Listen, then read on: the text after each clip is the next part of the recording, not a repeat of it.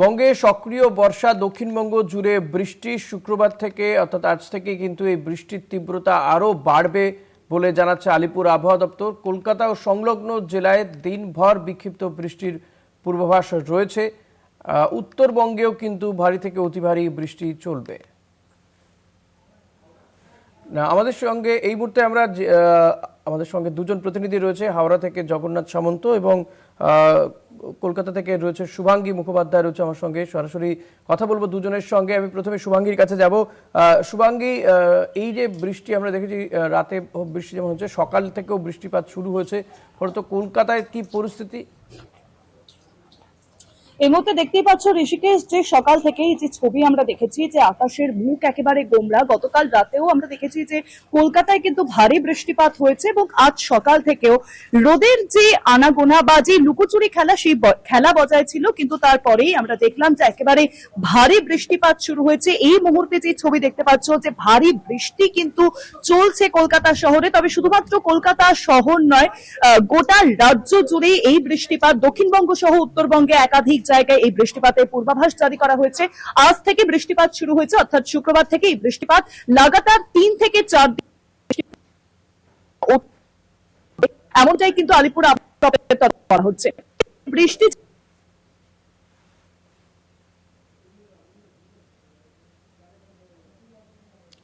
শুভাঙ্গী, থাকো তুমি ওদের সঙ্গে। হাওড়ার কি পরিস্থিতি আমরা জানতে যাব জগন্নাথের কাছে। জগন্নাথ, হাওড়াতে কি পরিস্থিতি? আগে তোমাকে বলে রাখি, সকাল থেকে ভারী বৃষ্টি হচ্ছে। সেই ভারী বৃষ্টির ফলে জিটি রোড, অর্থাৎ জিটি রোড, আমি এই মুহূর্তে দাঁড়িয়ে রয়েছি, হাঁটু সমান জল। গাড়ি চলাচলে ব্যাহত হচ্ছে, গাড়ি হেডলাইট জ্বালিয়ে ধীর গতিতে যাচ্ছে। অর্থাৎ জিটি রোডে হাঁটু সমান যদি জল হয়, হাওড়ার বিস্তীর্ণ অঞ্চল শিবপুর, বালি, বেলুর, লিলুয়া, হাওড়ার বিভিন্ন যে জায়গা আছে, অর্থাৎ 50টি ওয়ার্ড হাওড়া এবং বালিতে 16টি ওয়ার্ড, সমস্ত পাড়ায় এবং গলিতে জলমগ্ন। অফিস যাত্রী থেকে শুরু করে স্কুল পড়ুয়ারা, তারা ঘর থেকে বেরোতে একবারে নাজেহাল পরিস্থিতি তৈরি হয়েছে। অর্থাৎ এই বর্ষার আগেই যেটা বারবার বলা হচ্ছিল যে পুরো এই ড্রেনেজ সিস্টেম যাতে সঠিকভাবে করা হয়, না হলে পরিস্থিতি ভয়াবহ হবে। অর্থাৎ বন্যা পরিস্থিতি বলা যেতে পারে। একবারে জিটি রোডের ওপর যে হাঁটু সমান জল এবং পাড়ায় গলিতে সমস্ত জায়গায় জল জমে গেছে, বাড়ির মধ্যে জল ঢুকে গেছে। অর্থাৎ এই মুহূর্তে আমি দাঁড়িয়ে এবং হাঁটু সমান জল। অর্থাৎ পরিস্থিতি তুমি বুঝতেই পারছো যে ভারী বৃষ্টির ফলে সমস্ত জায়গায় জল জমেছে। বেলুর স্টেশন জল জমেছে, যেখানে ডোমজুর বিধানসভায় বিপজ্জনকভাবে রেল লাইন ক্রস করে ওভারহেড দিয়ে তারা যাতায়াত করছে। শুধু তাই নয়, হাওড়ার যে প্রাণকেন্দ্র, অর্থাৎ হাওড়া যে ময়দান, হাওড়ার এই পুরসভার যে আধিকারিকদের যে তবে এখনো অঝরে বৃষ্টি পড়ছে এবং জিটি রোড সবচেয়ে জায়গা, সেইখানেই হাঁটু সমান জল। পাড়ার ভেতরে অর্থাৎ অলিতে গলিতে এই পরিস্থিতি, বাড়ির মধ্যে জল ঢুকে গেছে। অর্থাৎ এই বৃষ্টি সারাদিন, আবার কালকেও যদি হয় তাহলে একটা নাজেহাল পরিস্থিতি তৈরি হবে হাওড়াবাসীর। অর্থাৎ হাওড়া যে জলযন্ত্রণায় ভুগত, সেই জলযন্ত্রণায় পড়েছে সকাল থেকে। অর্থাৎ ভারী বৃষ্টি ফলে যান চলাচল থেকে শুরু করে মানুষের জীবন নাজেহাল পরিস্থিতি তৈরি হয়েছে। ঋষিকেশ দা, জগন্নাথ, থাকো তুমি আমাদের সঙ্গে। আমি যাব আবারও শুভাঙ্গীর কাছে। শুভাঙ্গী, হাওড়াতে যেমন বেশ কিছু জায়গায় জগন্নাথ জানাচ্ছিল যে জল জমে গিয়েছে, জল যন্ত্রণায় ভুগতে শুরু করেছে ইতিমধ্যে হাওড়াবাসী। শহর কলকাতার কি পরিস্থিতি? কোথাও কোথাও জল জমার খবর কি পাচ্ছ কিছু?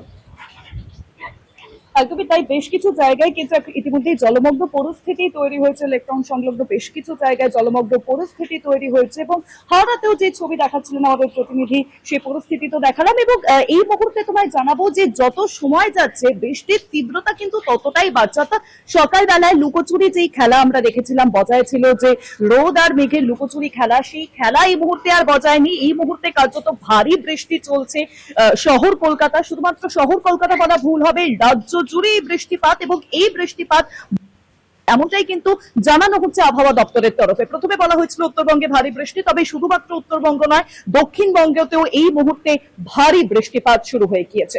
ঋষিকেশ, একদমই। আমি আবারও জগন্নাথের কাছে যাব। জগন্নাথ, এই যে তুমি যে বলছিলে যে বেশ কিছু জায়গাতে জল জমে গিয়েছে ইতিমধ্যেই, সেক্ষেত্রে হাওড়া পুরসভার পক্ষ থেকে কি এখনো এই জল সেখান থেকে বার করার কোনো পরিকল্পনা তাদের দেখা যাচ্ছে? কোনো পদক্ষেপ কি করেছে?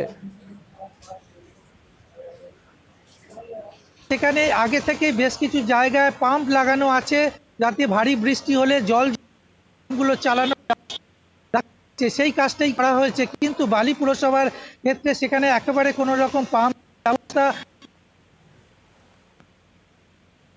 হাওড়ায় 50টা ওয়ার্ড, তবে এই ভারী বৃষ্টির ফলে যে ব্যবস্থা যেভাবে তৈরি করা উচিত, হাওড়া এই 50 বছর এখনো পর্যন্ত সেইভাবে কোনো রকম ভাবে, অর্থাৎ গঙ্গায় যদি জোয়ার থাকে তাহলে আরো হয়। গঙ্গার জল এই নর্দমা, এই ড্রেনেজ সিস্টেম দিয়ে অঞ্চলে জল ঢুকে আরো পরিস্থিতি ভয়াবহ। অর্থাৎ গঙ্গায় যদি জল কমতে থাকে তাহলে খানিকটা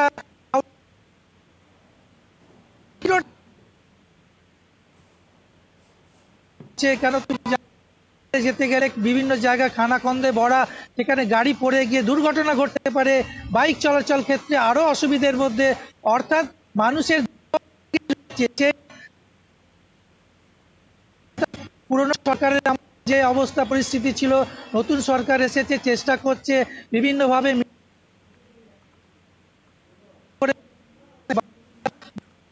সিং রয়েছে, শিবপুরের রুদ্রনীল ঘোষ এবং উত্তর হাওড়া উমেশ রায়, সমস্ত তারা চেষ্টা করছে যে এই পরিস্থিতি, তাতে হাওড়ার পরিস্থিতি ঠিকঠাক হয়, তাতে যে পরিমাণ টাকা খরচ পরিস্থিতি নিয়ন্ত্রণ করবে সম্ভব হয়নি। কেননা এই বর্ষা চলে এসেছে, বর্ষা এবং ভারী বৃষ্টিতে একবারে পরিস্থিতি ঘোরালো হয়েছে। অর্থাৎ হাওড়ার সমস্ত অঞ্চলে, সমস্ত ওয়ার্ডে যেরকম জলমগ্ন, জিটি রোডে জলমগ্ন এবং বাড়িতে জল ঢুকছে। অর্থাৎ এই বৃষ্টি যদি আজকে সারাদিন হয় তাহলে পরিস্থিতি আরো খারাপ ভোগান্তি আরো হবে, বাড়বে। অর্থাৎ এই ভোগান্তি আরো বাড়বে।